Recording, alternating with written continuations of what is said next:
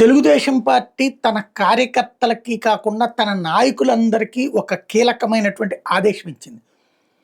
వాస్తవంగా తెలుగుదేశం పార్టీ తో పాటుగా కూటమి 90% స్ట్రైక్ రేట్‌తో గెలిచింది. 88% స్ట్రైక్ రేట్‌తో.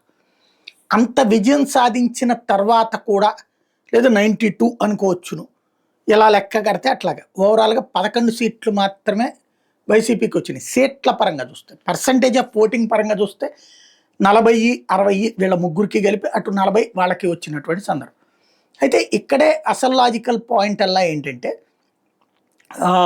ఏదైతే ఆ రోజున చెప్పింది చంద్రబాబు గారు ఊరికినే ఎవరిని పడితే వాళ్ళని చేర్చుకో అసలు వైసీపీ వాళ్ళని దగ్గరికి రానిమని చెప్పి. తెర చూస్తే కార్పొరేటర్లను చేర్చుకున్నారు, కౌన్సిలర్లను చేర్చుకున్నారు, అనేక మున్సిపాలిటీలు కార్పొరేషన్స్ హ్యాండ్ ఓవర్ చేసుకున్నారు. అట్లాగే అనేక మంది నాయకుల్ని కూడా చేర్చుకుంటున్నారు. వీటి ఇంపాక్ట్ వాళ్ళు ఏదన్నా తప్పు చేస్తే ఇక్కడ వీళ్ళకి సమస్య ఎదురవుతున్నటువంటి పరిస్థితి.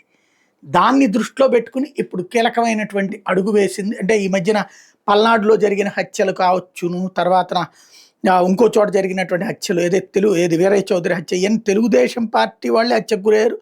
వైసీపీ నుండి తెలుగుదేశంలోకి వచ్చినటువంటి అట్లాగే అనేక చోట్లన వైసీపీ వాళ్ళు తెలుగుదేశంలోకి వచ్చాక అక్కడ లోకల్గా ఉన్న తెలుగుదేశం ఇంతకాలం పాటు కష్టపడ్డటువంటి వాళ్ళు పక్కెళ్ళిపోతున్నారు, అన్యాయానికి గురవుతున్నారు. ఇది ఆ కార్యకర్తలు సోషల్ మీడియా ద్వారా ఫోకస్ చేస్తూ అధినాయకత్వాన్ని లోకేష్ని చంద్రబాబుని ట్యాగ్ చేస్తున్న నేపథ్యంలో కీలకమైనటువంటి నిర్ణయం తీసుకుంది.